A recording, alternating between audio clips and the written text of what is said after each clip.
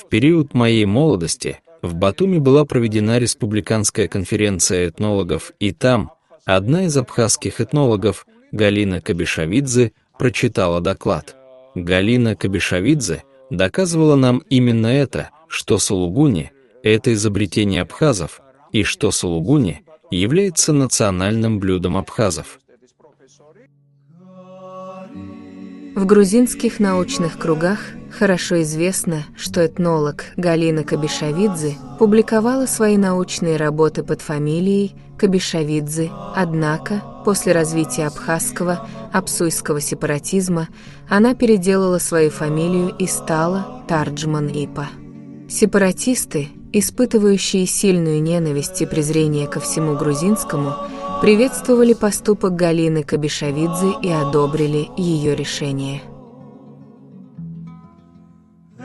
Новейшие научные исследования подтверждают, что аджика и сулугуни имеют картвельскую этимологию и объясняются на мигрельском языке.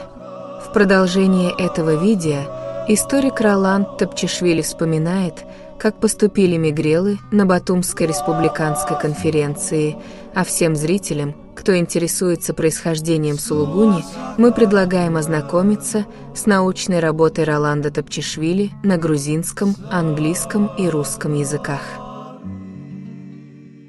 ბათუმში ჩატარდა ეთნოლოგთა რესპუბლიკური კონფერენცია და იქ ერთ-ერთმა აფხაზმა ეთნოლოგმა გვარად კოპეშავიძე გალინამ წაიკითხა მოხსენება და სწორედ გვიმტკიცებდა იმას, რომ სულგუნი არის აფხაზების აფხაზთა გამოგონილი მათი ეროვნული საჭმელი. ნუ იქ ატყდა ერთი ამბავი და ქართველებმა, რა თქმა უნდა, განსაკუთრებით სამეგრელოს წარმომადგენლებმა ძალიან დაუდასტურეს მთელი რიგი დოკუმენტებით, რომ ეს არის ქართული და არავითარ შემთხვევაში აფხაზური.